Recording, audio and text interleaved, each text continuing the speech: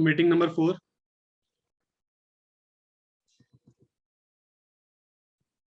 Last class में हम बात कर रहे थे इंडिपेंडेंस ऑफ 3 इवेंट्स की, राइट।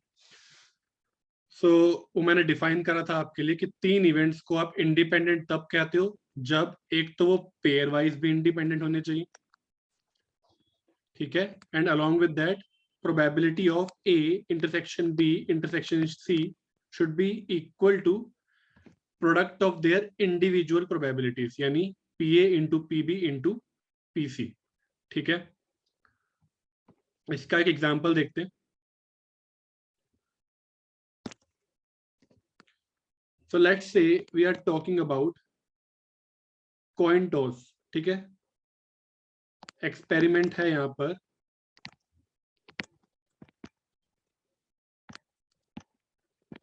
टू कॉइन टॉसेस का, ओके। सो सैंपल स्पेस क्या बनेगा यहां पर? Head on both the coins, tail on both the coins, tail on first coin, head on second coin, और head on first coin and tail on second coin, okay. तो 3 events की यहां बात करें तो मुझे पहले 3 इवेंट्स को डिफाइन करना पड़ेगा। So let's say A is the event key, head on first toss, B event है head on second toss, and C is the event that exactly one head in 2 tosses, okay. तो ये 3 events है मेरे पास। मुझे ये check करना है whether A B and C are independent और नॉट, ओके। तो उसके लिए मुझे क्या क्या चाहिए? मुझे उनकी इंडिविजुअल प्रोबेबिलिटीज चाहिए, मुझे A intersection B, A intersection C और बी इंटरसेक्शन सी की प्रोबेबिलिटीज चाहिए, and I need probability of A intersection B intersection C. तो वो निकाल लेते हैं जल्दी से। तो प्रोबेबिलिटी ऑफ ए क्या होगा? हेड ऑन फर्स्ट टॉस, तो ये और ये 2 फेवरेबल आउटकम्स हैं यहाँ पर, तो 2/4 which is equal to 1/2। Probability of B head on second toss, तो ये वाला और ये वाला, अगेन 2/4 और 1/2। Probability of C exactly one head in 2 tosses, तो एग्जैक्टली वन हेड 2 टॉस में कहां पर है? यहाँ पर, यहाँ पर और यहाँ पर, सॉरी एग्जैक्टली वन हेड है तो इन दोनों में, सो दैट्स अगेन 1/2, ठीक है। अब इंटरसेक्शंस की बात करते हैं। Probability of A intersection B, यानी हेड ऑन फर्स्ट टॉस और साथ में हेड होना चाहिए सेकंड टॉस पर भी, राइट। तो हेड ऑन फर्स्ट टॉस और हेड ऑन सेकंड टॉस ये दोनों हो रहा है सिर्फ यहां पर, so that's 1/4। Probability of A intersection C, तो head on first toss and exactly one head in 2 tosses, तो हेड ऑन फर्स्ट टॉस यहां पर है और यहां पर है, और एग्जैक्टली वन हेड इन दोनों में यहां पर है, तो दैट्स योर इंटरसेक्शन, जो कि 1 फेवरेबल आउटकम है आउट ऑफ टोटल 4, तो again 1/4। Probability of B intersection C, यानी head on second toss and exactly one head in 2 tosses, तो हेड ऑन सेकंड टॉस कहां पर है? यहां पर और यहां पर, intersection with exactly one head यहां पर है common point, so that's gonna be 1/4, ठीक है। And finally probability of A intersection B intersection C, की head on first toss, head on second toss and exactly one head in 2 tosses, ये तीनों events एक साथ हो ही नहीं सकते कि मुझे पहले टॉस पर हेड मिले, दूसरे पर भी हेड मिले, और फिर मुझे एक ऐसा इवेंट चाहिए कि एग्जैक्टली उसमें एक हेड हो, ऐसा हो ही नहीं सकता, दो हेड ए और बी की वजह से आ चुके हैं, सो दैट्स गोना बी 0. ओके,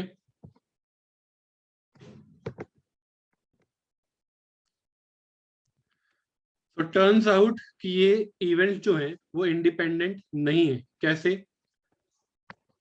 तो probability of A intersection B आ रहा है 1/4 और probability of A into probability of B आ रहा है 1/2 into 1/2 which is equal to 1/4. यहाँ पर सेटिस्फाई हो गया.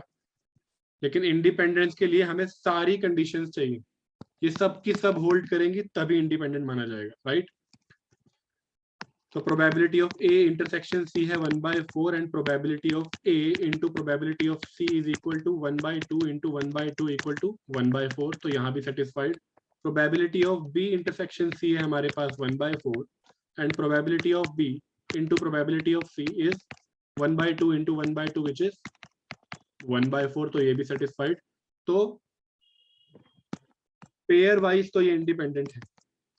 ए, B and C are pairwise independent. ठीक है, but probability of A intersection B intersection C वो 0 है and probability of A into probability of B into probability of C it is equal to 1/2 into 1/2 into 1/2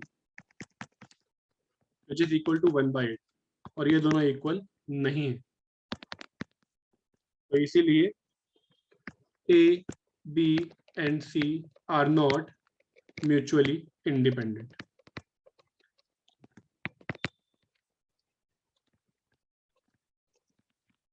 तो इससे हमें एक conclusion और मिला है कि अगर पेयर वाइज इंडिपेंडेंट हो तो जरूरी नहीं है कि इवेंट्स म्यूचुअली भी इंडिपेंडेंट होंगे. ओके, सो पेयर वाइज इंडिपेंडेंस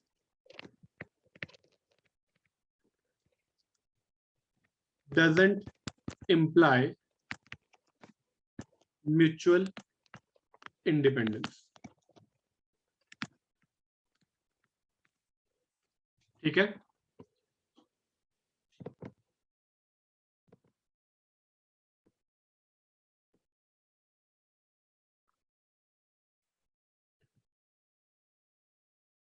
एक क्वेश्चन देखो. If probability of b given a is equal to 1 and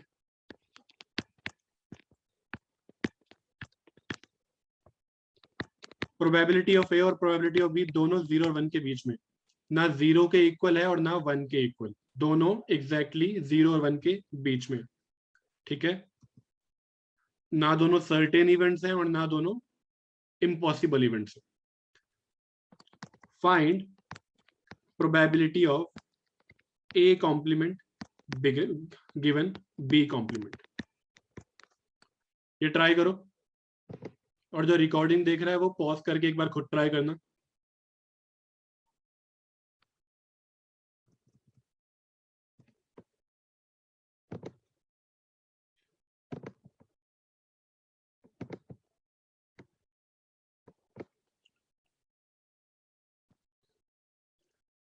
okay, तो probability B given A is equal to 1, इसका मतलब क्या है? ए जो कि एक सर्टेन इवेंट नहीं है और बी वो भी एक सर्टेन इवेंट नहीं था. ठीक है, लेकिन अगर ए हो रहा है तो बी डेफिनेटली हो रहा है. ऐसा कब हो सकता है? That's only when A is a subset of B. या तो वो दोनों इक्वल है या फिर ए बी का सबसेट है. ठीक है, तो इट्स समथिंग लाइक दिस कि ए इवेंट बी का सबसेट है. तो अगर ए हो गया तो बी डेफिनेटली हो जाएगा क्योंकि ए बी के अंदर ही है. तो अगर ए हो जाता है तो बी डेफिनेटली हो जाएगा. So when A is a subset of B then this implies probability of b given a will be 1. तो अब मुझे इतना पता चल गया है. now I have to find probability of a complement given B complement. तो पहले इसी में से चेक कर लेते हैं कि ए कॉम्प्लीमेंट और बी कॉम्प्लीमेंट कहां पर है। तो बी कॉम्प्लीमेंट, बी को छोड़ के सब कुछ ये रहा, और ए कॉम्प्लीमेंट, ए को छोड़ के सब कुछ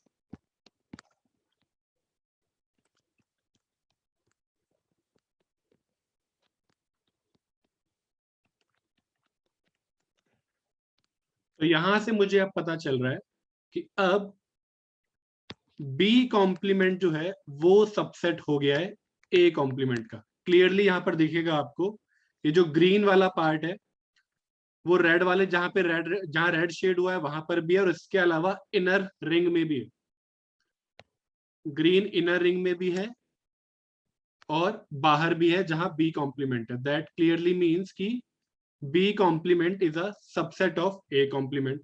सो अगर बी कॉम्प्लीमेंट होगा तो ए कॉम्प्लीमेंट डेफिनेटली होगा। तो दैट मीन्स ये भी फिर इक्वल होगा 1 के। ठीक है, और यू कैन कंक्लूड कि अगर ए के होते ही बी डेफिनेटली होता है, ठीक है, देन बी के ना होने से ए भी नहीं हो सकता। ओके, दैट्स द कंक्लूजन कि अगर ए हो रहा है तो बी डेफिनेटली हो रहा है। दैट मीन्स अगर बी नहीं होगा तो ए भी नहीं हो सकता। वैसे ये चीज हम लॉजिक में पढ़ेंगे, मैथ्स में, ठीक है, तब आपको ये कॉन्सेप्ट और ज्यादा समझ में आएगा। फिलहाल आप वेन डायग्राम के थ्रू ये चीज देख सकते हो।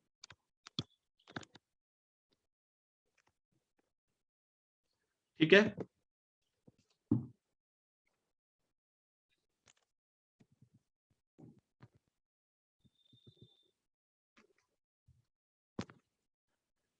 Let's talk about multinomial probability.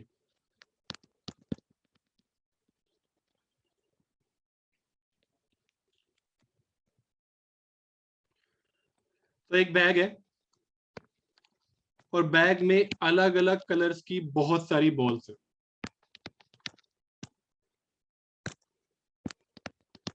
ठीक है, so this bag has balls of different colors. Fine. Where I is equal to 1, where I is equal to 1, 2. तो यहाँ पे k कलर्स की बॉल्स हैं, so there are k different colors. All right, and probability of drawing a ball of color I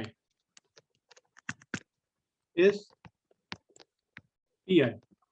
that means अगर आप first colour की ball निकालोगे तो उसकी प्रोबेबिलिटी है P1, सेकेंड कलर की बॉल निकालोगे तो उसकी प्रोबेबिलिटी होगी P2, कलर नंबर K की अगर आप बॉल निकालते हो तो ऐसा होने की प्रोबेबिलिटी है PK। ओके,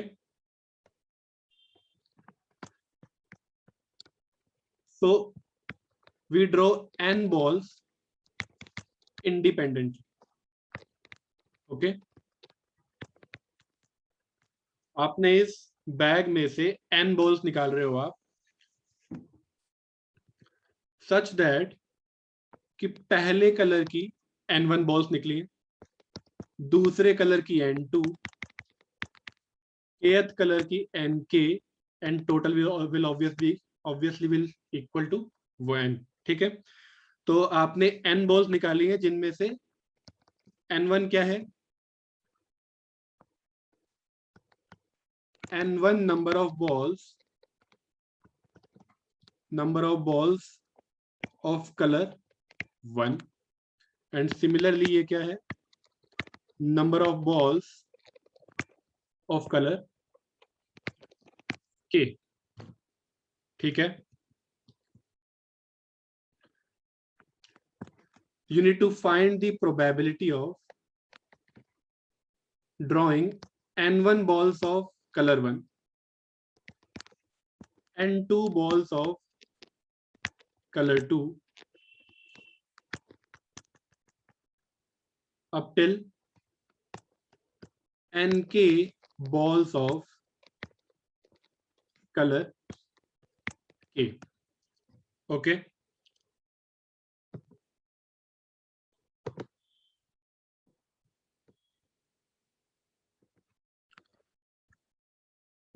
ठीक है, जल्दी सम अप कर लेते हैं। बैग है, बैग में बहुत सारी बॉल्स हैं के कलर्स की, ठीक है। आप उसमें से n बॉल्स निकाल रहे हो, n1 बॉल्स निकालनी है पहले कलर की, n2 बॉल्स निकालनी है सेकंड कलर की, ऐसे करते करते n के बॉल्स निकालनी है आपको कलर के की, ठीक। इस चीज की हमें प्रोबेबिलिटी निकालनी। तो इसे समझने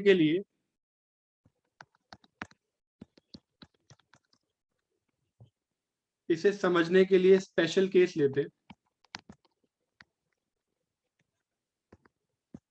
where k is equal to 2, ठीक। सो लेट्स, अगर मैं बात करूं n कॉइन टॉसेस की, तो n कॉइन टॉस में किसी सिंगल टॉस के लिए आपके पास दो आउटकम्स होते हैं, हेड या tail, right, for single toss.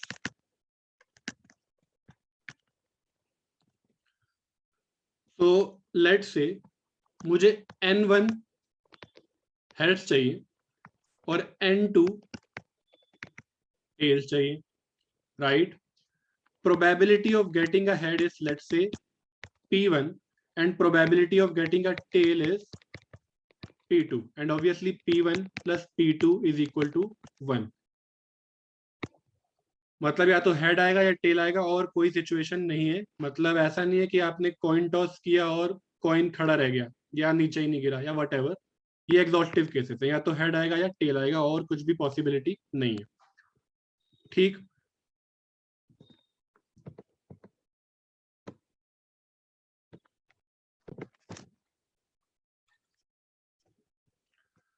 So let's से, एंड सिमिलरली यहाँ पर या तो हेड्स आ रहा है या टेल्स आ रहा है, that means n1 plus n2 is going to be equal to n, right, क्योंकि n टॉसेस है, उनमें से n1 आपको हेड मिले और n2 आपको टेल्स मिले, तो n1 plus n2 is equal to n।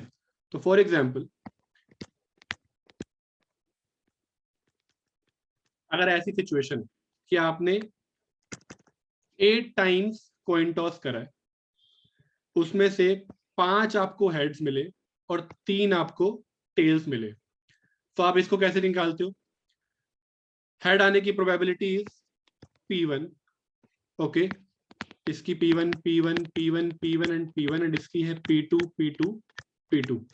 सो इस पर्टिकुलर सीक्वेंस की प्रोबेबिलिटी कितनी है? p1 to the power 5, p2 to the power 3। ये हम इसलिए कर रहे हैं क्योंकि इसका हमें आइडिया है, बायनोमियल का हमें आइडिया है, तो बायनोमियल का यूज करके हम मल्टीनोमियल की तरफ जाएंगे, ओके। तो ये हो गया p1 की पावर 5, p2 की पावर 3, ये आ गया इस पर्टिकुलर सीक्वेंस का। बट ऐसे बहुत सारे सीक्वेंस हो सकते हैं जिनमें मुझे 5 हेड्स मिल जाए और 3 टेल्स मिल जाए, ठीक है। सो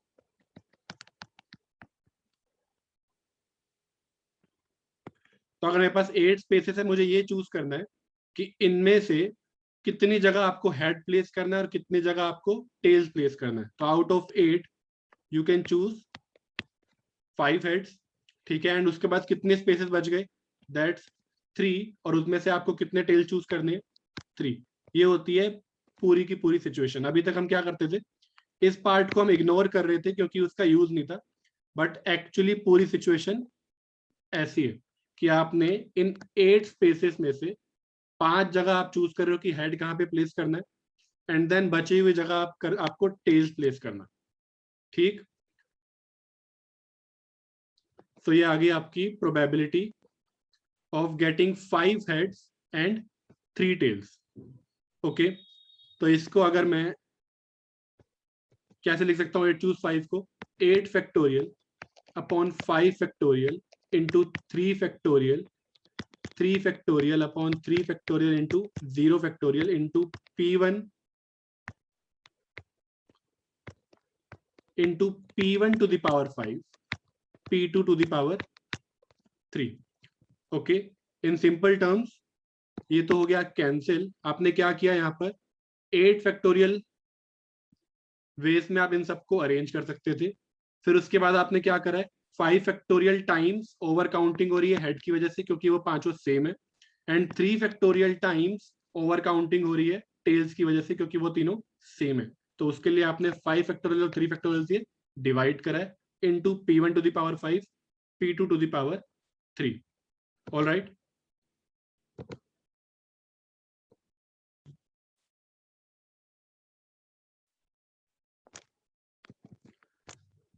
और अगर मैं सिचुएशन लेकर आऊं सच दैट कि आपके पास पहली बॉल आई फर्स्ट कलर की, दूसरी बॉल आई फर्स्ट कलर की, थर्ड बॉल आई थर्ड कलर की, फर्स्ट बॉल आई सॉरी फोर्थ बॉल आई फर्स्ट कलर की, फिफ्थ और सिक्स्थ बॉल आई सेकंड कलर की, and seventh ball I first colour की।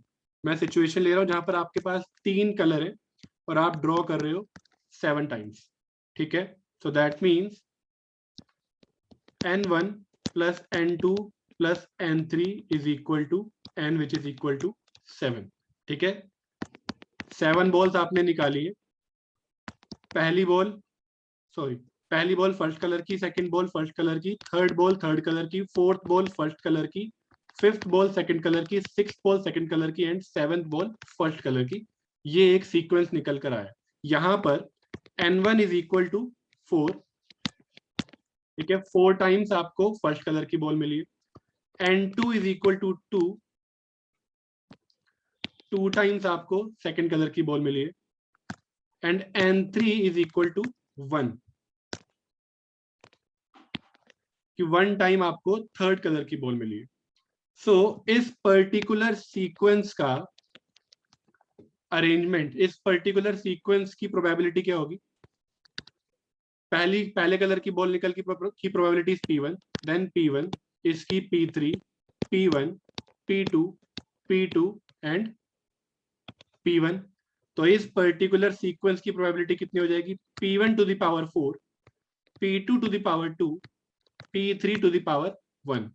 ठीक है, या in simple terms P1 to the power n1, P2 to the power n2, P3 to the power 1। अब आपको इन्हें अरेंज करना है, right. So probability of getting n1, n2, nk ऐसा आउटकम जिसमें n1 पहले कलर की बॉल है, n2 दूसरे कलर की बॉल है, nk kth कलर की बॉल है, तो वो क्या हो जाएगी, that will be equal to P1 to the power n1, P2 to the power n2, Pk to the power nk, and यहां पर आपको उन्हें अरेंज करना है। तो पहले 3 से स्टार्ट करते, तो यहां पर आ जाएगा आपके पास 7 फैक्टोरियल। आप 7 फैक्टोरियल वेज में इन सबको अरेंज कर सकते हो, and then you have to इसे हमें देखना है कि यहाँ पर ओवर काउंटिंग ना हो। तो यहाँ पर 4 टाइम्स आ रहा है 1, तो ओवर काउंटिंग हो रही है 4 टाइम्स। 2 टाइम्स आ रहा है 2, तो 2 फैक्टोरियल से, एंड 1 टाइम आ रहा है 3, तो 1 फैक्टोरियल से। तो in general it's going to be n factorial upon n1 factorial, n2 factorial up till nk factorial। इसे और डिटेल में समझने के लिए अभी एक क्वेश्चन करते हैं।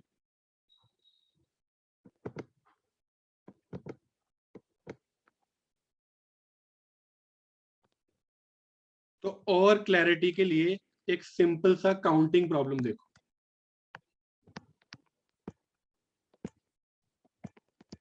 How many ways are there to permute या arrange the letters in AA, BBB, AA, BB। ठीक है, इन्हें हम कितने वेज में अरेंज कर सकते हैं, पहले सिंपल क्वेश्चन से शुरू करते हैं। तो फर्स्टली 1 2 3 4 5 6 7 8 9 9 फैक्टोरियल वेज में आप इन्हें अरेंज कर सकते हो, बट देन ओवर काउंटिंग हो रही जिसे आपको एडजस्ट करना पड़ेगा। यहां पर 4 एज है एंड 5 बीज है, राइट। 4 एज है और 5 बीज है, तो आपको अब क्या करना पड़ेगा, आपको इनकी ओवर काउंटिंग को एडजस्ट करना पड़ेगा, जिसके लिए आप डिवाइड करोगे इसे 4 फैक्टोरियल से और 5 फैक्टोरियल से। और एक तरीका क्या है, अगर आप कॉम्बिनेशन का फॉर्मूला लगाते हो, दैट मीन्स 9 में से पहले आप 5 जगह चूज कर रहे हो कि ए कहां पर लिखना है, and then out of those 5 आपको 5 बी चूज करने हैं। और 9 में से पहले आप 4 स्पेसेस चूज करोगे जहां पर ए को रखना है, एंड देन बचे हुए एक सेकेंड, 9 चूज 5 4 चूज 4, या फिर 9 चूज 4 5 चूज 5, कि पहले या तो आप 20 को चूज कर लो और फिर ए को, या फिर पहले आप ए चूज कर लो और फिर बी को। It will be equal to 9 factorial upon 4 factorial into 5 factorial which is same as this. ठीक है, ये हमें पता था। बट अगर मैं सिचुएशन को थोड़ा सा चेंज करूं, A B B B A B B and C C, अब इसे अगर मुझे अरेंज करना है तो अब यहां ध्यान से समझो, ये आ गया हमारा मल्टीनोमियल वाला केस। तो यहां पर कैसे कर सकते हो आप, आपके पास यहां पर 4 एज है, 5 बीज है एंड 2 सीज है। ठीक है, अब कॉम्बिनेशन वाले फॉर्मूले से अगर आपको करना है, यहां पर आपके पास टोटल 11 स्पेसेस है। उन 11 में से पहले आप लेट से हम ए चूज कर लेते हैं, दैट्स 11 चूज 4, कितना रह गया, we are left with 7 spaces. Out of दो 7 5 बीज आप चूज करोगे, फिर बचे हुए 2 में से 2 सी चूज करोगे। ठीक है, which will be same as कि पहले आप इन सबको 11 फैक्टोरियल वेज में अरेंज कर सकते हो, एंड देन आपको एडजस्ट करना पड़ेगा ओवर काउंटिंग के लिए। तो 4 एज के लिए 4 फैक्टोरियल, 5 बीस के लिए 5 फैक्टोरियल एंड 2 सीज के लिए 2 फैक्टोरियल। और यहां से अगर आप चेक करो, 11 factorial upon 4 factorial into 7 factorial into 7 factorial upon 5 factorial into 2 factorial into, ये तो 1 है ही, 7 फैक्टोरियल 7 फैक्टोरियल गया, और ये देखो आप दोनों चीजें सेम है। ठीक है,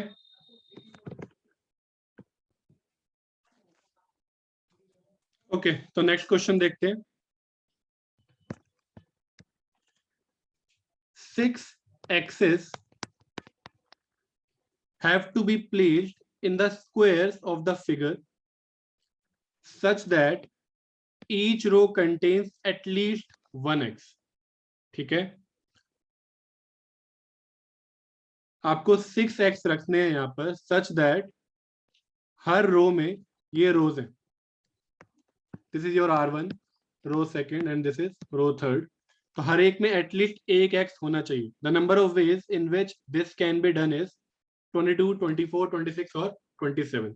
यानी अगर ऐसी सिचुएशन है, ये अलाउड नहीं। ठीक है, क्योंकि आपने रो नंबर थर्ड में एक भी एक्स नहीं रखा, हर रो में एटलीस्ट एक एक्स होना चाहिए, या फिर ऐसा नहीं हो सकता।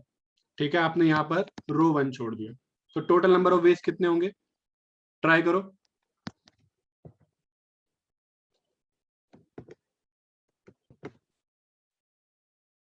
तो फॉर एग्जाम्पल एक वैलिड केस ऐसा हो सकता है, ये एक केस हो गया, और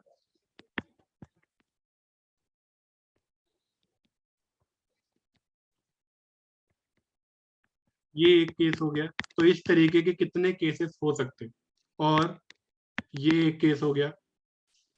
तो टोटल 6 एक्सेस चाहिए और हर रो में एटलीस्ट एक चाहिए।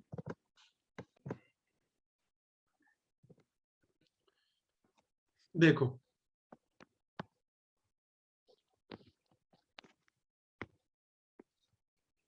फर्स्ट थिंग जो यहाँ पर आपको नोट करनी चाहिए वो ये है कि अगर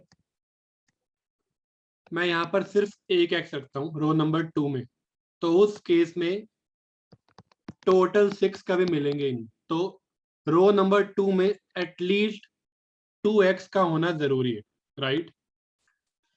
तो वो एक बेस कंडीशन हो गई कि आप ऐसे इसका यूज कर सकते हो कि यहाँ पर तो आपको कम से कम 2 रखने ही रखने, ठीक है। तो 4 से शुरू करते हैं कि सिचुएशन जहां पर मुझे ये चारों रखने पड़े। ओके, सो रो नंबर 2 में आप रख रहे हो 4 चूज 4, ओके, एंड बाकी दोनों जगह एग्जैक्टली एक एक, क्योंकि एक तो आपको रखना ही पड़ेगा। तो 2 चूज 1 इन फर्स्ट रो और 2 चूज 1 थर्ड रो के लिए, कि आप दोनों में एक एक रख रहे हो, ठीक है। That's your first case. Plus अगर मैं यहां पर 3 रखना चाहूं, रो नंबर 2 में अगर मैं 3x लगाना चाहूं, तो 4 चूज 3 वेज में मैं ऐसा रख कर सकता हूं, ठीक है। या तो आप, ये कितना आ रहा है देखो 4, या तो आप ये स्पेस खाली छोड़ सकते हो, या फिर आप ये स्पेस खाली छोड़ सकते हो, या फिर आप ये स्पेस खाली छोड़ के ऐसे कर सकते हो, या फिर फर्स्ट वाला खाली छोड़कर ऐसे कर सकते हो। तो ये आ गया आपके 4 केस। तो यहां से आया 4 चूज 3 मल्टीप्लाइड बाय, अगर यहाँ पर आप 3 रख रहे हो तो अब आपके पास 3 और बचे, तो यानी आपको एक जगह पर 2 रखने पड़ेंगे और दूसरी जगह पर 1 रखना पड़ेगा, ठीक है, क्योंकि एटलीस्ट 1 तो आपको रखना ही है एक रो में, और क्योंकि 3x बचे हुए हैं अभी, तो किसी एक रो में 2 रखने पड़ेंगे। सो रैंडमली पहले वाले में अगर 2 चूज 2 कर दें और थर्ड वाले में 2 choose 1, and if we multiplied by 2, तो दोनों केस कवर हो जाएंगे। यहां मैंने क्या किया है, इस सिचुएशन के लिए किया, ये आ गया। अगर मैं रो 1 में 2x रखता हूं तो ये इसके लिए, और थर्ड रो में 1 रखता हूं तो 2 चूज 1 इसके लिए। लेकिन अगर मैं उल्टा कर दूं कि रो 1 में 1 और रो 3 में 2, तो उतने ही केसेस इस केस के लिए मिल जाएंगे, तो मैंने इसे 2 से मल्टीप्लाई कर दिया, ठीक है। प्लस अब वो वाला केस जब मैं सेकंड रो में एग्जैक्टली 2 रख रहा हूं, ओके। तो अगर मैं सेकंड रो में 2 रख रहा हूं तो मेरे पास 4 बचे हुए हैं, तो ऑब्वियसली मुझे रो 1 और रो 3 सब में एक्सेस रखने पड़ेंगे। सो 2 चूज 2, 2 चूज 2, इन तीनों को मुझे ऐड करना है। ये आ रहा है 2 चूज 1, 2 चूज 1 और 4 चूज 4, तो 2 into 1 into 2 which is equal to 4. 2 choose 1 is 1, 2 choose 2 is 1, 2 choose 1 is 2, 4 choose 3 is 3, 3 into 2 6 into, ये क्या है, अच्छा 4 choose 3 is 4 into 2 8 into 2 16 आ गया ये, एंड ये आ गया आपके पास 4 choose 2 is 6, तो टोटल इट विल बी 26, ठीक है।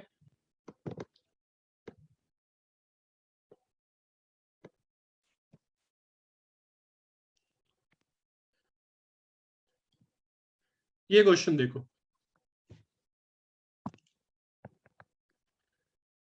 The number of functions from set A to set B, set A और सेट बी में दोनों में नंबर जो है वो सेम है 1 2 3 4 5, such that every element of B is paired and f of I is not equal to I is equal to, मतलब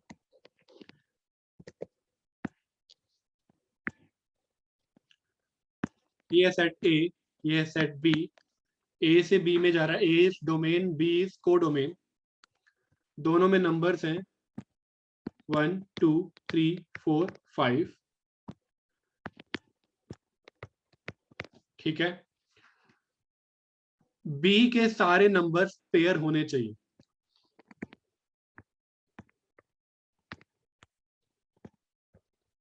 तो इस तरीके से ये एक बन गया कि आप ए में जो 1 2 3 4 5 है उसके लिए लेट से आपने बी में एफ ऑफ 1 आपने दे दिया 2, एफ ऑफ 2 आपने दे दिया 3, एफ ऑफ 3 आपने दे दिया 4, एफ ऑफ 4 आपने दे दिया 5 और एफ ऑफ 5 आपने दे दिया 1, लेट से ये एक वे हो गया। This is one of the functions, ठीक है।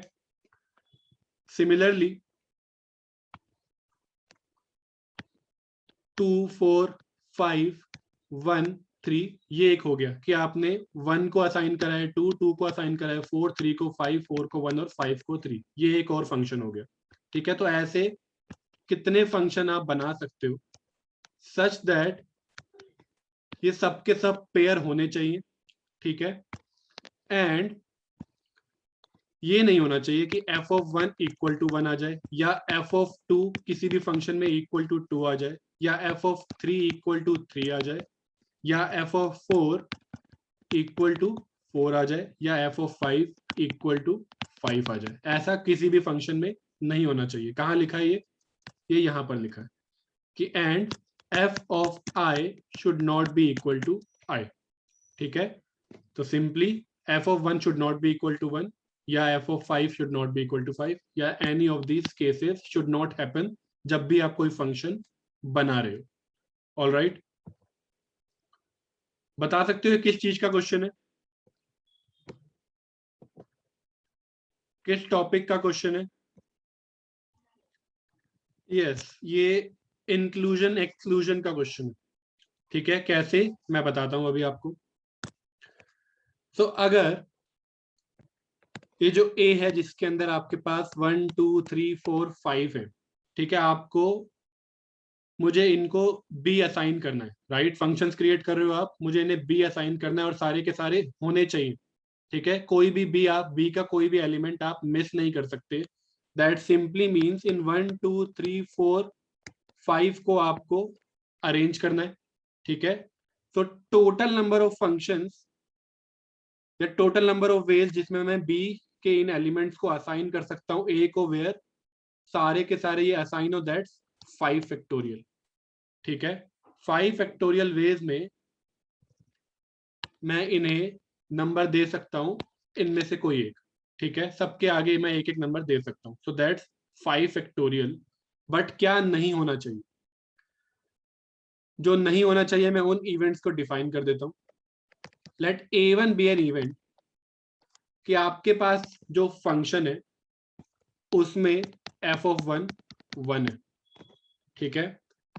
A2 बी अ इवेंट कि आपने जो फंक्शन बनाया that function is such that कि उसमें f ऑफ 2 इक्वल टू 2 है, ठीक। Let A3 be an event where the function has f of 3 equal to 3. A4 is an event जहाँ पे f of 4 is equal to 4, ऐसा function जहाँ पे f of 4 को आपने 4 असाइन किया। And A5 is such that जहाँ पे f of 5 को आपने 5 असाइन किया, ठीक है। ये सारे हमें नहीं चाहिए, इनमें से एक या एक से ज्यादा इवेंट नहीं होना चाहिए, ठीक है। ना ये सब इंडिविजुअली, इनमें से एटलीस्ट एक इवेंट, इनमें से कोई भी इवेंट नहीं होना चाहिए। That means A1 union A2 union A3 union A4 union A5 ये नहीं होना चाहिए, राइट। सो हमें क्या निकालना है कि ये सारे एलिमेंट्स असाइन होने चाहिए और f ऑफ i के इक्वल नहीं होना चाहिए। तो बिना इस कंडीशन के there are 5 factorial ways minus, मुझे ये माइनस करना है कि इनमें से कोई भी सिचुएशन अराइज नहीं होना चाहिए। और यूनियन क्यों? क्योंकि इंडिविजुअली ही नहीं, अगर कोई ऐसा फंक्शन है जहां पे f ऑफ 1 इक्वल टू 1 है and f of 2 equal to 2 है, मुझे ये भी नहीं चाहिए, ठीक है। सिमिलरली कोई किसी तीन फंक्शन में ऐसा हो रहा है वो भी नहीं चाहिए, 4 में ऐसा हो रहा है वो भी नहीं चाहिए, 5 में ऐसा हो रहा है वो भी नहीं चाहिए।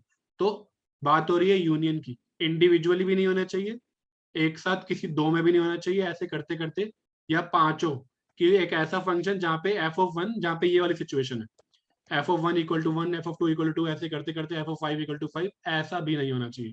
दैट मीन्स हम बात कर रहे हैं यूनियन की, ठीक है। तो ये आएगा हमारा आंसर, जहां पे अब बाकी रह गया कैलकुलेट करना A1 union A2 union A4 union A5। ठीक है, कि इसके अंदर कितने नंबर ऑफ वेज है, कि कितने नंबर ऑफ वेज है कि किसी एटलीस्ट उस फंक्शन में एटलीस्ट एक जगह F of I is equal to I. तो अब निकाल लेते हैं A1 union A2 union A3 union A4। अब मैं, क्योंकि इसके इतने सारे क्वेश्चन हम पहले भी देख चुके हैं, तो अब मैं जल्दी से करा सकता हूं आपको। A1 union A2 union A3 union A4 union A5। ठीक है, तो सिंपली सबसे पहले हम क्या करते हैं, इंडिविजुअली कितने नंबर ऑफ वेज होंगे वो निकाल लेते हैं। सो पहले 5 चूज 1 की इनमें से मैं किसी एक इवेंट की बात कर रहा हूँ, इनटू किसी भी एक के नंबर ऑफ वेज निकाल लेते हैं। मतलब क्योंकि F of 1 is equal to F of 2 वाली सिचुएशन है, या number of ways for A1 is equal to number of ways for A2 is equal to number of ways for A5, तो मैं किसी एक के लिए निकाल लूंगा और इनटू कर दूंगा 5 चूज 1 या 5 से। ठीक है, सो अगर मैं f ऑफ 1 इक्वल टू 1 ये फिक्स कर दूं, तो बाकी जो एलिमेंट्स हैं वो 4 फैक्टोरियल वेज में आप अरेंज कर सकते हो।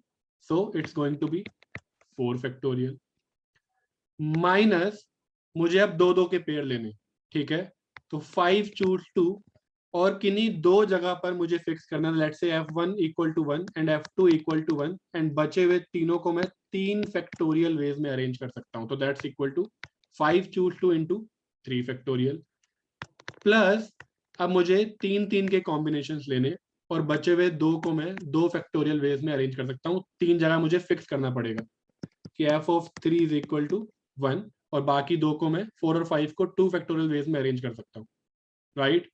Minus 5 choose 4 into 1 factorial plus 5 choose 5 into 0 factorial. So that's going to be 5 factorial upon 4 factorial into 1 factorial into 4 factorial minus 5 factorial upon 2 factorial into 3 factorial into 3 factorial plus 5 factorial upon 2 factorial into 3 factorial into 2 factorial minus 5 factorial upon 4 factorial into 1 factorial into 1 factorial plus 1। ठीक है, 0 factorial is equal to 1। Okay, सो 4 से 4 cancel, 3 से 3, 2 से 2, 1 से 1 and जो भी है, तो it is going to be equal to 5 factorial minus 5 into 4, या जितना भी आ रहा है, 5 factorial upon 2 factorial plus 5 factorial upon 3 factorial minus 5 factorial upon 4 factorial plus 1। इसे मुझे सब्ट्रैक्ट करना है 5 फैक्टोरियल। ठीक है, तो 5 factorial minus 5 factorial plus 5 factorial upon 2 factorial minus 5 factorial upon 3 factorial plus 5 factorial upon 4 factorial minus 1। 5 factorial से 5 factorial गया, 5 into 4 into 3 कितना आ गया, 60 माइनस 5 इंटू 4 20 प्लस 5 माइनस 1। ठीक है, तो 45 माइनस 1 44 आ जाएगा। ठीक है, तो जो हमने इंक्लूजन एक्सक्लूजन प्रिंसिपल में प्रोबेबिलिटी के लिए किया था, वही चीज यहाँ पर हमने बस नंबर ऑफ वेज के लिए किया है। तो वहां पर हम डेनोमिनेटर भी यूज कर रहे थे, क्योंकि आप डिवाइड कर रहे थे वहां पर टोटल नंबर ऑफ केसेस से, जो भी सिचुएशन चल रही थी, चाहे वो कार्ड गेम हो। ओके, तो वहां पर आप क्या कर रहे थे, लेट से अगर मैं 5 कार्ड चूज कर रहा था, तो मैं हर चीज में 52 चूज 5 से डिवाइड करूंगा, बट यहाँ पर मुझे सिर्फ नंबर ऑफ वेज चाहिए। तो फॉर्मूला रिमेन्स द सेम, लेकिन आपको कुछ भी डिवाइड करने की जरूरत नहीं, क्योंकि आप सिर्फ नंबर ऑफ वेज निकाल रहे हो, ना कि प्रोबेबिलिटी। ठीक है, सो आंसर इज 44।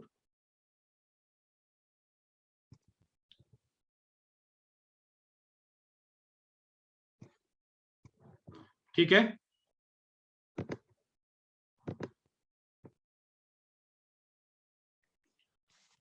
एक और क्वेश्चन देखते हैं। ये क्वेश्चन है DSC 2014 का, ठीक है, कंडीशनल प्रोबेबिलिटी का क्वेश्चन है। देयर आर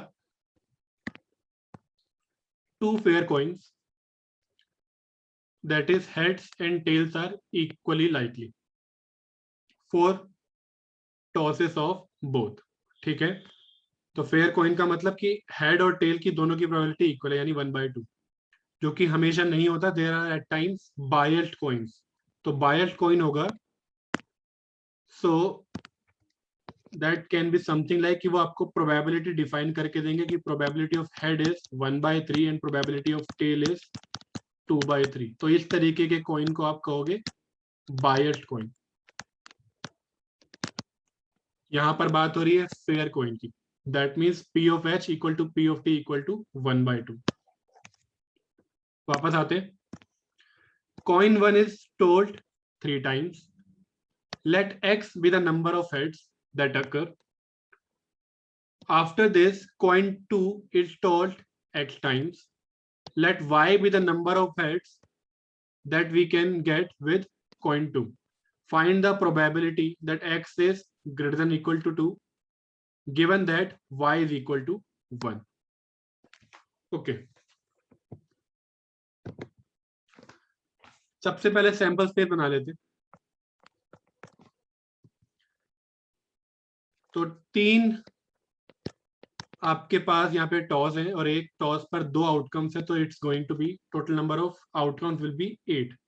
तो एक तरीका है लिखने का, सैंपल स्पेस बनाने का, कि मैं 4 टाइम्स हेड लिख लूं, 4 टाइम्स टेल्स, फिर 2 times heads, 2 time tails, 2 time heads, 2 times tails, then head tail head tail head tail head tail, ठीक है।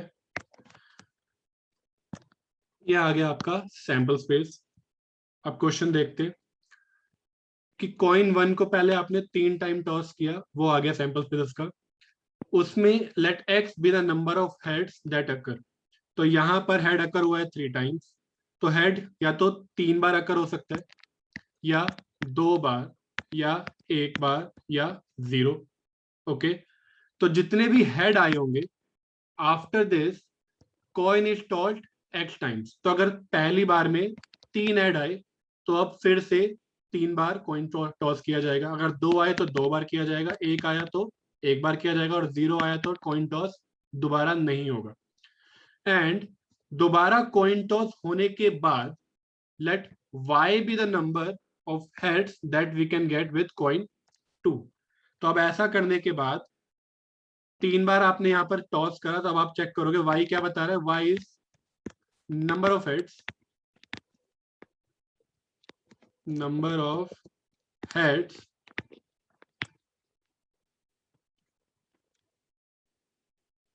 on second experiment। x क्या है, x is number of heads in first experiment, ठीक है।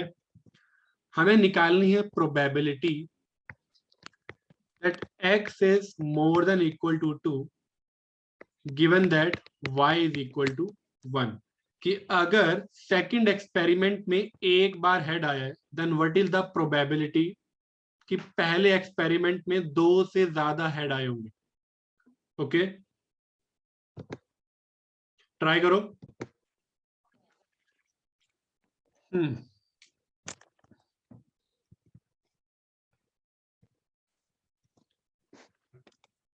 हमें निकालना है प्रोबेबिलिटी कि x is greater than 2 given y is equal to 1, ठीक है, which is simply equal to, हमें कंडीशनल प्रोबेबिलिटी का फॉर्मूला तो पता ही है। तो probability that y is equal to 1 given x is more than equal to 2 into probability of x is more than और equal to 2 upon probability of y is equal to 1, ठीक है। Numerator से शुरू करते हैं। तो यहां पर दो चीजें, x की वैल्यू ये कह रहा है more than equal to 2। x क्या है? Number of heads in first experiment, ठीक। और फर्स्ट एक्सपेरिमेंट में कितने हेड हो सकते हैं? देर कैन बी 3 और 2 और 1 और 0। यहां पर वो कह रहा है more than equal to 2। That means या तो 3 हो सकते हैं या फिर 2, और दोनों के दोनों डिसजॉइंट इवेंट्स हैं, ठीक है। सो इस न्यूमरेटर को मैं क्या लिख सकता हूं? न्यूमरेटर को मैं डिवाइड कर सकता हूं टू पार्ट्स में। तो y equal to 1 given x equal to 2, ठीक है, into probability that x is equal to 2 plus probability that y is equal to 1 given x is equal to 3 into probability of x equal to 3, right? Divided by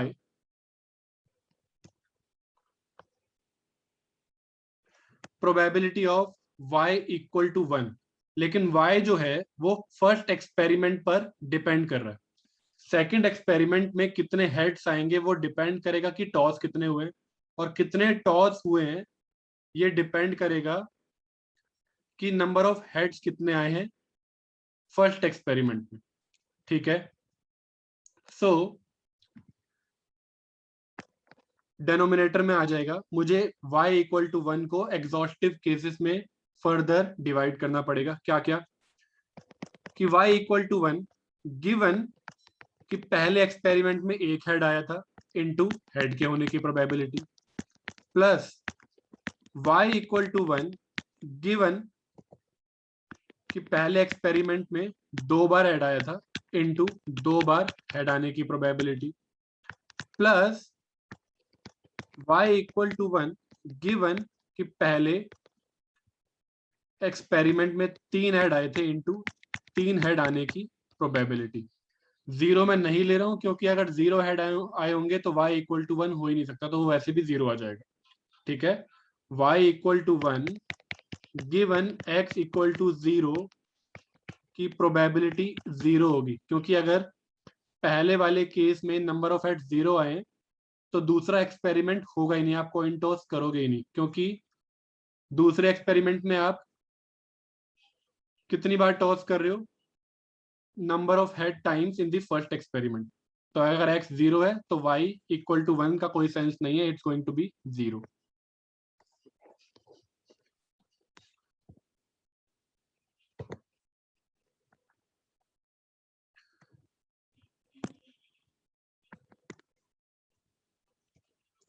तो अगर 2 बार coin toss होगा तो उसमें एक head आने की क्या probability?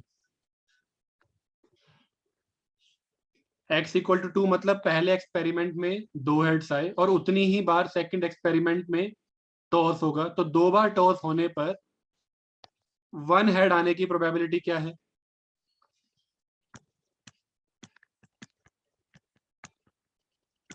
ये वाला केस और ये वाला केस, तो 2/4 या 1/2 इनटू पहले एक्सपेरिमेंट में 2 हेड आने की प्रोबेबिलिटी कितनी?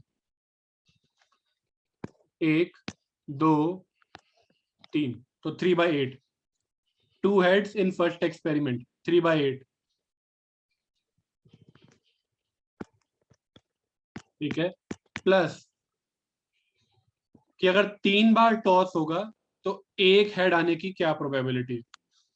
3 हेड, 3 बार टॉस और एक हेड, 1 2 3 4, राइट? सॉरी, 3 तो 3/8 अगेन इनटू पहले एक्सपेरिमेंट में 3 हेड आने की प्रोबेबिलिटी 1/8,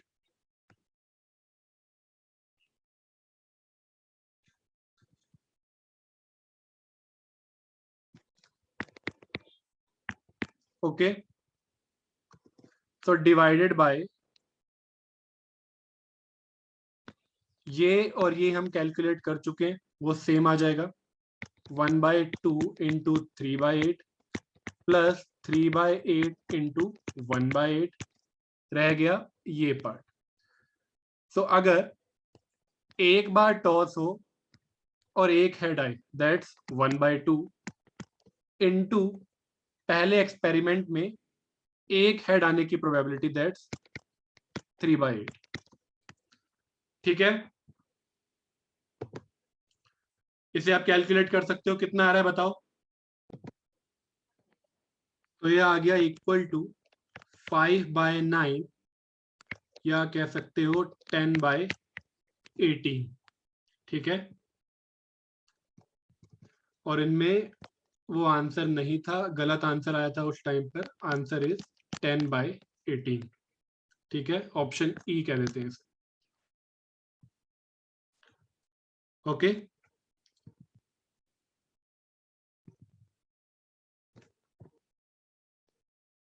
गलत ऑप्शन थे 2014 के पेपर में इस वाले क्वेश्चन में। Right answer is 10/18।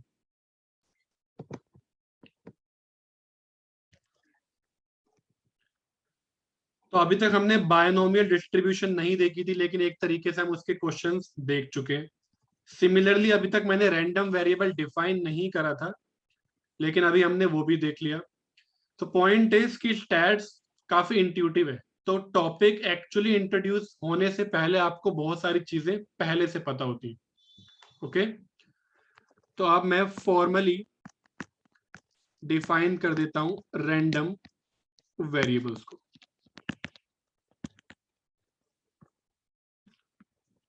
ओके,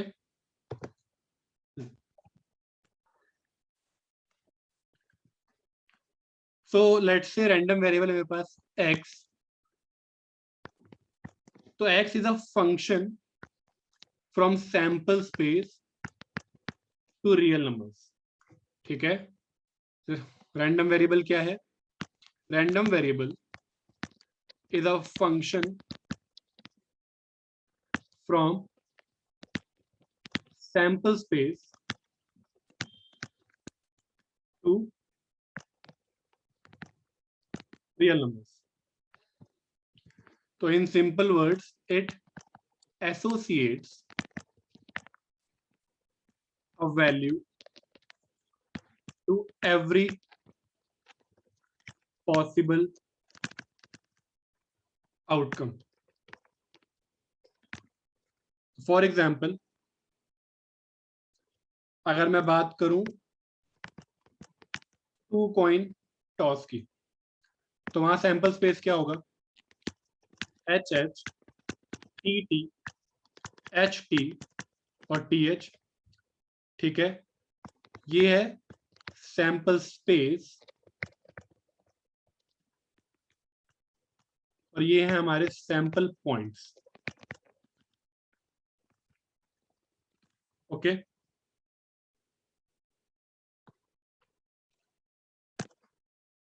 तो अगर इस रैंडम वेरिएबल x को मैं डिफाइन करूं एज नंबर ऑफ टेल्स, ठीक है, तो ये फंक्शन कैसे काम करेगा? x जिसका डोमेन है सैंपल स्पेस, ठीक है, तो अपने इस डोमेन के सेट में से ये सैंपल पॉइंट्स लेगा। तो एच एच अगर इसने लिया, x है नंबर ऑफ टेल्स, तो एच एच की वैल्यू कितनी हो जाएगी? 0। तो x क्या कर रहा है? x सैंपल पॉइंट्स पिक कर रहा है और उसे एक रियल नंबर असाइन कर रहा है। तो एच एच में एक भी टेल नहीं है, तो दैट्स 0। टी टी, इसमें 2 टेल है तो it will assign 2। H T को ये असाइन करेगा वैल्यू 1 एंड टी एच को भी असाइन करेगा वैल्यू 1। तो इस तरीके से रैंडम वेरिएबल काम करता है, वो सैंपल स्पेस में सैंपल पॉइंट्स लेगा और उन्हें रियल नंबर असाइन करेगा। ठीक है, अब जो ये जो रैंडम वेरिएबल है, इट कैन बी डिस्क्रीट और कॉन्टिन्यूस। ओके, स्टार्ट करते हैं हम डिस्क्रीट से। Discrete random variables.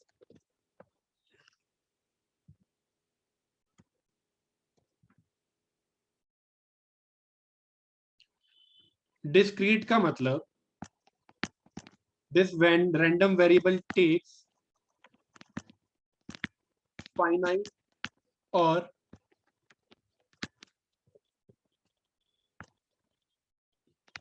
Countably infinite number of values. Finite का मतलब सिंपल है। फॉर एग्जाम्पल, अगर कोई रैंडम वेरिएबल ले रहा है वैल्यू 1 2 3, ठीक है, so that simply finite. Okay, countably infinite क्या होता है?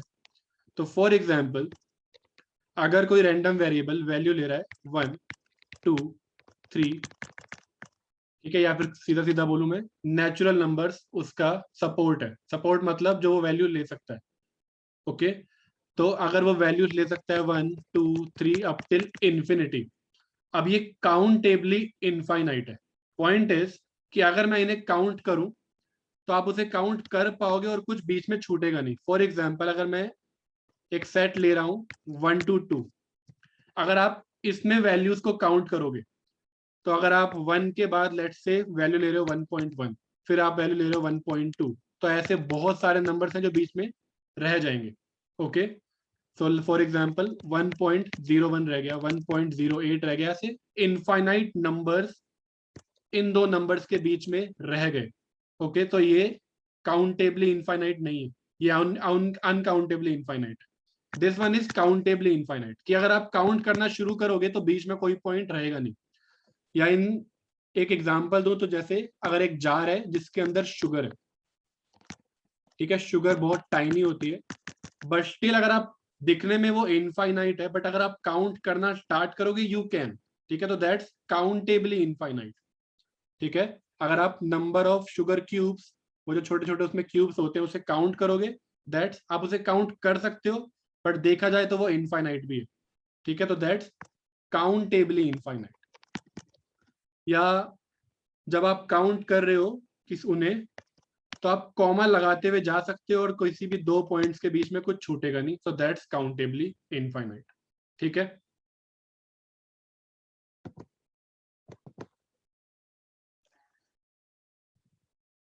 so associated with this discrete random variable is probability mass function, ठीक है, या simply probability of a discrete random variable. Okay, p of x is PMF, probability mass function of random variable x. अब ये probability कैसे काम करेगी, PMF कैसे काम करता है? ये उन रियल नंबर्स को लेकर जाएगा 0 to 1 के बीच में। ठीक है, प्रोबेबिलिटी क्योंकि 0 to 1 लाई करती है, सो probability of random variable x which takes value small x, तो यहां पर ये एक रियल नंबर है, यहां बात हो रही है रैंडम वेरिएबल की, या फिर मैं ऐसे लिख सकता हूं probability of x is equal to small x, it will be equal to probability कि आप एक सैंपल पॉइंट चूज कर रहे हो from sample space such that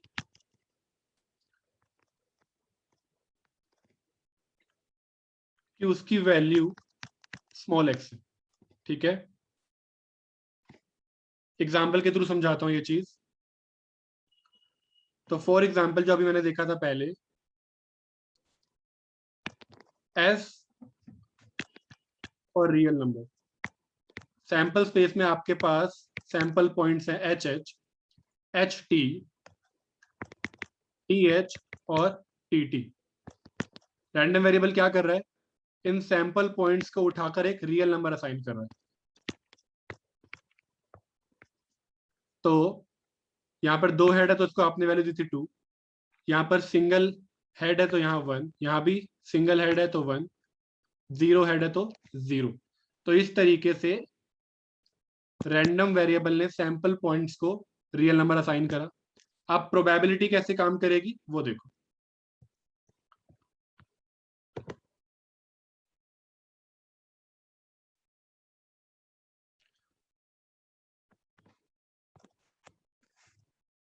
तो प्रोबेबिलिटी रैंडम वेरिएबल की व्हेन इट टेक्स वैल्यू 0, ठीक है, तो वो क्या होगी, प्रोबेबिलिटी सैंपल पॉइंट चूज करना है आपको सैंपल स्पेस में से, सच दैट कि उस सैंपल पॉइंट की वैल्यू 0 है, ठीक है। दैट मीन्स बात हो रही है किसकी, बात हो रही है इवेंट टीटी की, जिसकी प्रोबेबिलिटी आ जाएगी फिर 1/4। ओके, ऐसा सैंपल स्पेस, ऐसा सैंपल पॉइंट उठाना है आपको from the sample space such that random variable ने उसे 0 वैल्यू असाइन की थी। तो रैंडम वैल्यू वेरिएबल ने 0 वैल्यू असाइन की थी टीटी को, तो टीटी आ गया यहाँ पर। एंड देन प्रोबेबिलिटी क्या करेगा, प्रोबेबिलिटी उसे असाइन करेगा अ वैल्यू बिटवीन 0 एंड 1, जो कि यहाँ पर आ रही है 1/4, ठीक है। सिमिलरली प्रोबेबिलिटी कि रैंडम वेरिएबल वैल्यू लेगा 1 will be equal to probability कि x ने वैल्यू दिया उसे 1, दोनों सेम तरीके, तो p यहां पर आ जाएंगे 2 सैंपल पॉइंट्स, क्या क्या, एच टी और टी एच, जिनके होने की प्रोबेबिलिटी है 2/4 या 1/2। And finally probability that x takes value 2, it will be equal to, अब ये रैंडम वेरिएबल किन सैंपल पॉइंट्स की बात कर रहा है, it is talking about H H, okay, जिसके होने की प्रोबेबिलिटी है 1/4। तो ये असाइन कर रहा है value between 0 and 1।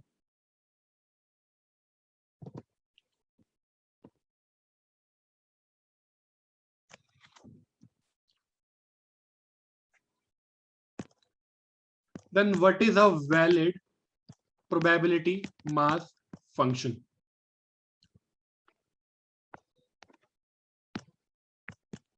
So probability of random variable x that takes value small x, it has to be more than or equal to 0, ठीक है,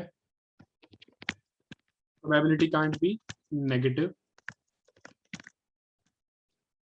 and also summation of probabilities for all the sample points, ठीक है। Sample points finite भी हो सकते हैं और infinite, ठीक है, बट उनका टोटल 1 होना चाहिए, ओके। तो should add up to 1, total probability has to be 1, जहां पर ये एक्स जे क्या है, X J is the support of X, random variable X. X J क्या है कि ये जो एक्स है वो क्या क्या वैल्यूज ले सकता है, ठीक है। हो सकता है वो वैल्यू ले रहा होगा 1 2 3, देन एट दैट टाइम मैं लूंगा यहाँ पर j इक्वल टू 1 से लेकर के 3 तक। हो सकता है ये इनफाइनाइट तक जा रहा हो, एट दैट टाइम मैं इसका सम करूंगा ओवर 1 टू इंफिनिटी, ठीक है। तो जो भी ये वैल्यूज ले रहा है x, दैट्स द सपोर्ट, ठीक है, उसे हम कहते हैं सपोर्ट ऑफ x, ओके। तो प्रोबेबिलिटी should be positive या non negative, and it should add up to 1.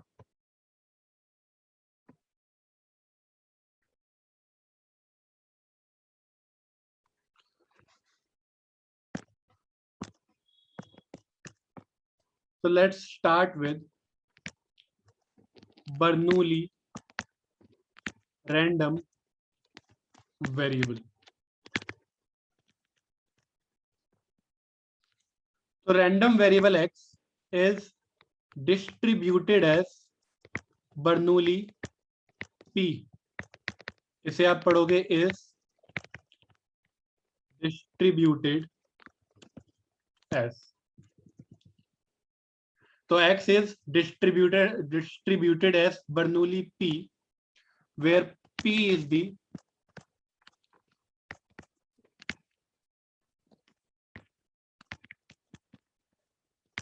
probability of success, या और P is the probability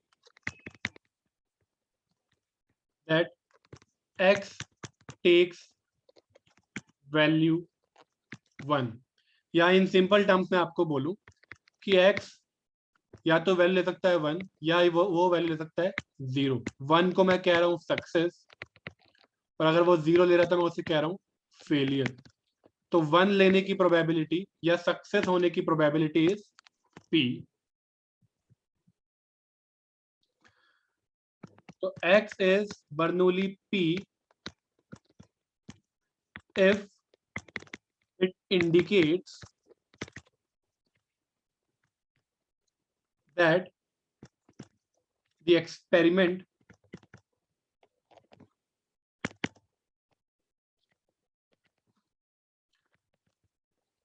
that results in a success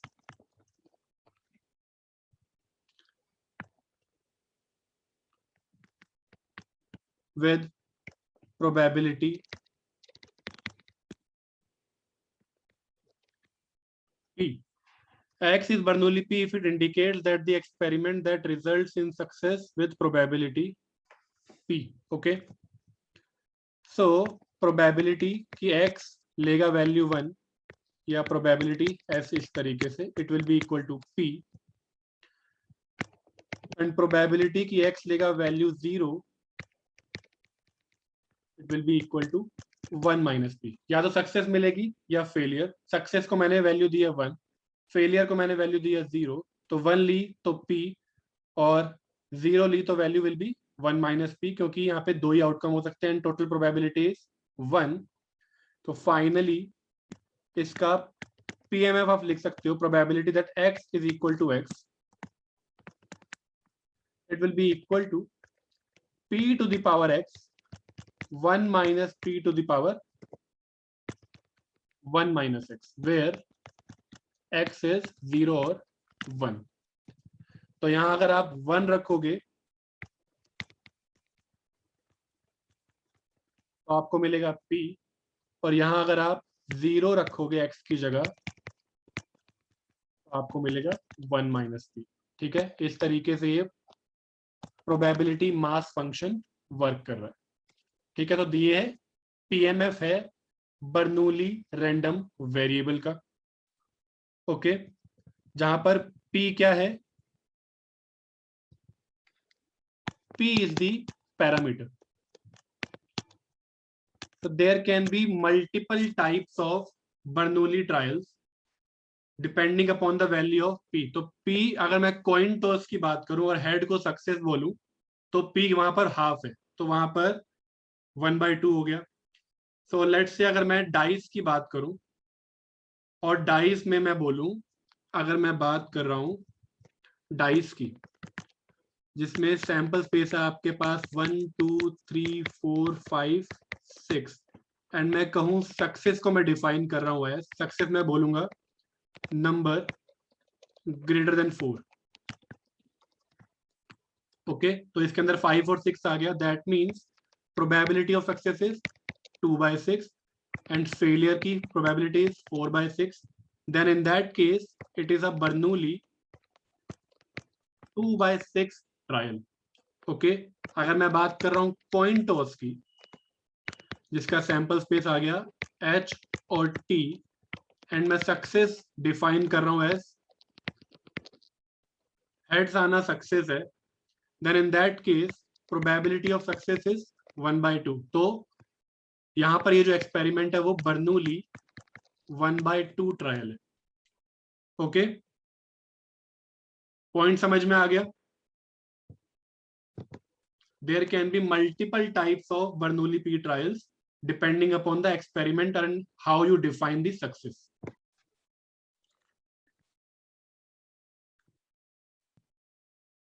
okay, Bernoulli trials से बनता है हमारा binomial random variable.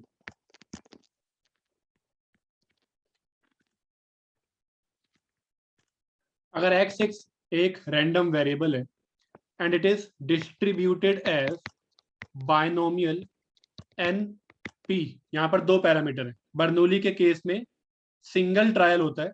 Okay, तो आपने coin toss किया, या तो हेड आया या टेल आया, एक्सपेरिमेंट खत्म। हेड आया, आपने उसको सक्सेस बोला, तो it's a Bernoulli 1/2 trial. Okay, binomial के केस में there are n independent trials या n independent Bernoulli P trials.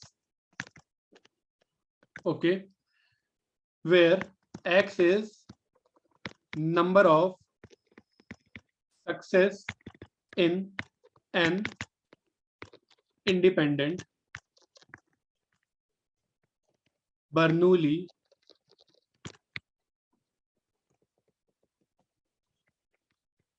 P trials. For example, अगर मैं कॉइन टॉस कर रहा हूं लेट्स से 10 टाइम्स, ठीक है,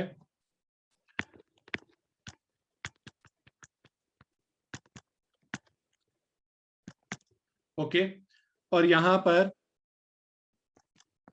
मैंने कॉइन टॉस किया 10 टाइम्स, 3 + 4 7 + 3 10, ठीक है, तो 10 टाइम्स मैंने यहां पर कॉइन टॉस किया एंड लेट्स से सक्सेस है हेड आना।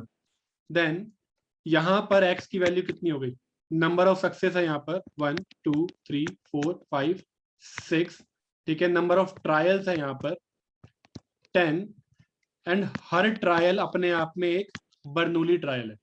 ओके, ये एक सिंगल ट्रायल यानी एक सिंगल टॉस किया आपने जहां पर सक्सेस की प्रोबेबिलिटी हाफ है।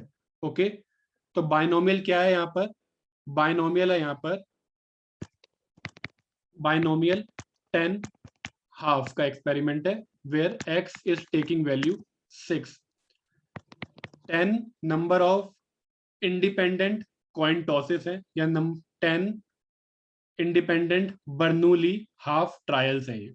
ओके, तो फॉर एग्जांपल,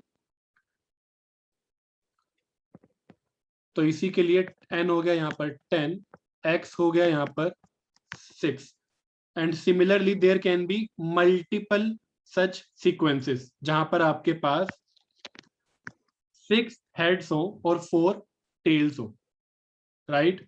तो उसके लिए आप फिर प्रोबेबिलिटी मास फंक्शन कैसे बनाओगे, तो फॉर अ सिंगल ट्रायल आपको प्रोबेबिलिटी की, आपको सक्सेस की प्रोबेबिलिटी पता है, राइट, लेकिन अगर आपको x नंबर ऑफ सक्सेस चाहिए, ठीक है, तो अगर सक्सेस आना इज 1 एंड फेलियर इज 0, तो यहां पर कितने वंस हैं, यहां पर आपके पास 6 वंस हैं और सबकी प्रोबेबिलिटी p है, तो ये आ गया p की पावर 6 एंड फेलियर की प्रोबेबिलिटी अगर 1 - p है, तो यहां पर आपके पास नंबर ऑफ फेलियर्स कितने हैं, वो है 4। ओके, या इन जनरल मैं लिख रहा हूं तो number of success is x, number of failures will be n - x, कि आउट ऑफ n आपको x नंबर ऑफ सक्सेस मिली और बची हुई will be failures, and then there can be multiple such sequences. Okay, तो उसके लिए आप क्या करोगे, n चूज x। तो ये आ गया आपका PMF of binomial distribution. Okay,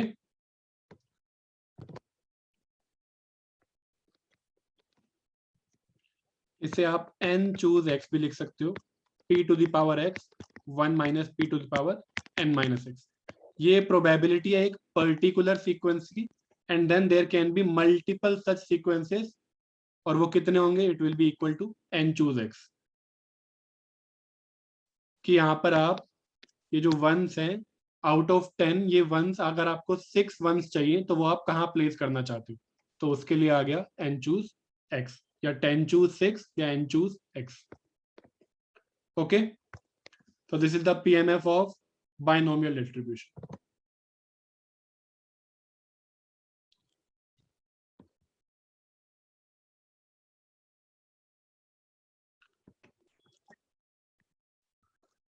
last question,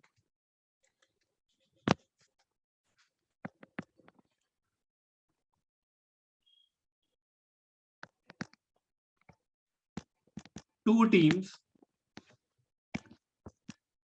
play a series of basketball games. Okay, let's call the team A and B.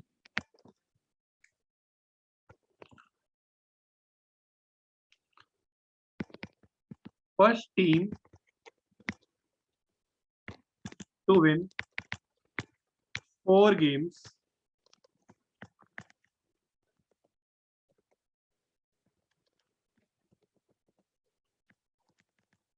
wins the series. कोई भी टीम जो दूसरी टीम से पहले 4 गेम जीत जाती है, जरूरी नहीं है कि कॉन्जिक्यूटिवली, बस उसे 4 गेम्स जीतनी है दूसरे वाले टीम से पहले. Okay, then that team will the series.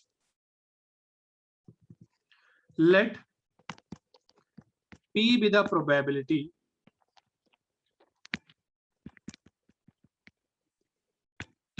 that A wins an individual game.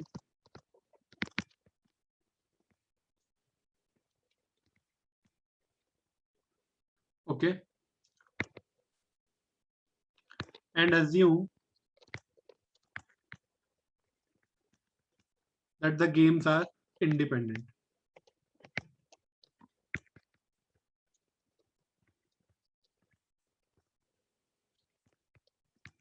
What is the probability? What is the probability that team A wins the series?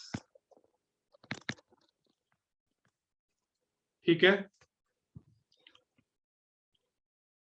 मैं एक बार रिपीट कर दूं कि कोई भी 4 गेम पहले जीतनी है दूसरी टीम से. ओके, कॉन्जिक्यूटिवली जीतने की जरूरत नहीं है. ये मिल रहा है मुझे यहां से, sorry, first team to win 4 games will the series. तो इसने यहाँ पर ये कंडीशन नहीं रखी कि it has to be consecutive. Try करो. बाइनोमियल का ही क्वेश्चन है और बहुत सिंपल है, बस आपको केसेस बनाने होंगे. आपको सोचना होगा कि क्या क्या पॉसिबल केसेस हैं.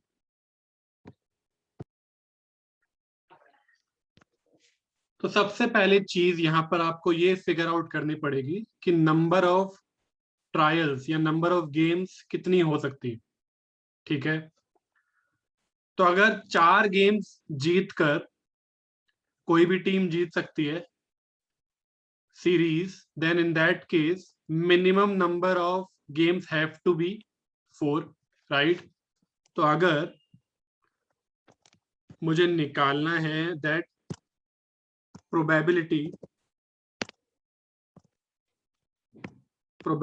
that team A wins the series, तो क्या क्या केसेस हो सकते हैं. तो मिनिमम नंबर ऑफ गेम्स हो सकती है 4 जिसमें वो जीत जाएगी. तो probability that A wins in 4 games, right. Plus अगर वो एक गेम हार जाए और 4 जीत जाए तो 5 गेम में ऐसा हो सकता है. तो A wins in 5 games, plus probability that A wins in 6 games की 2 हार जाए और 4 जीत जाए और सीरीज जीत जाएगा, plus probability that A wins in 7 games की 3 हार जाए और 1 जीत जाए, plus probability that A wins in 8 games. ये नहीं हो सकता. क्यों? क्योंकि अगर वो 8th गेम जीतकर 4 गेम जीत रहा है, दैट मींस टीम बी पहले ही जीत चुकी है 4 गेम. ओके, 7 तक में क्या था कि टीम बी 3 जीती और टीम ए 4 जीत गई. बट 8-8 के केस में ऐसा नहीं हो सकता, सॉरी 8 गेम्स के केस में ऐसा नहीं हो सकता, क्योंकि अगर टीम ए 8 गेम्स में जीत रही है दैट मीन्स उसने 8th गेम जीती होगी एज द 4th वन, और अगर ऐसा हो रहा है दैट मीन्स टीम बी उससे पहले जीत चुकी है। ठीक है, if team A wins the 4th game अपने सीरीज के 8th गेम में, दैट मीन्स बी पहले जीत चुका है, इसलिए ये वाला केस नहीं हो सकता। तो maximum number of games can be 7। ठीक है, ये बात क्लियर है कि 7 से ऊपर हम नहीं जाएंगे। ठीक है, तो बस अब सिंपली यहां पर हम बायनोमियल का यूज कर सकते हैं। तो हमें पता है probability of winning a particular game for team A is P, तो हारने की क्या हो जाएगी 1 माइनस पी, या कह देते हैं इसे क्यू। तो जीतने की प्रोबेबिलिटी इज पी एंड हारने की इज क्यू। तो अगर वो लगातार पहली 4 गेम जीत गए तो that's going to be P to the power 4, plus अगर वो 5 गेम में से 4 जीता है तो p टू द पावर 4, एक में वो हारा है तो दैट्स q, एंड देन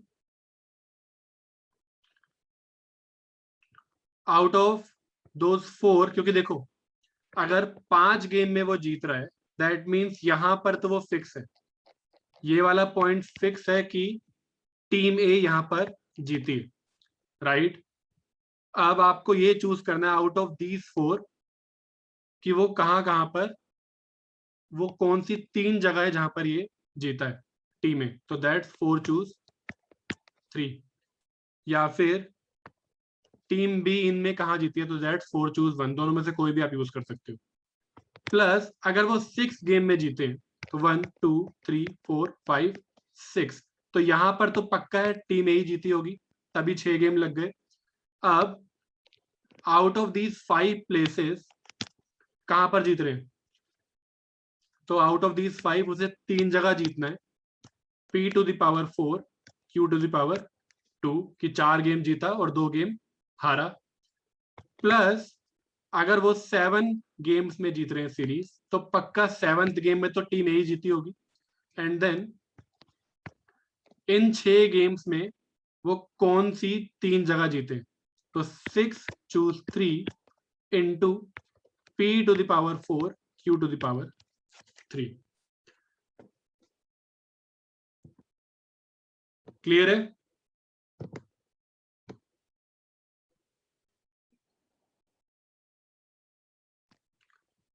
ठीक है, तो एक इस बात का आपको ध्यान रखना था यहाँ पर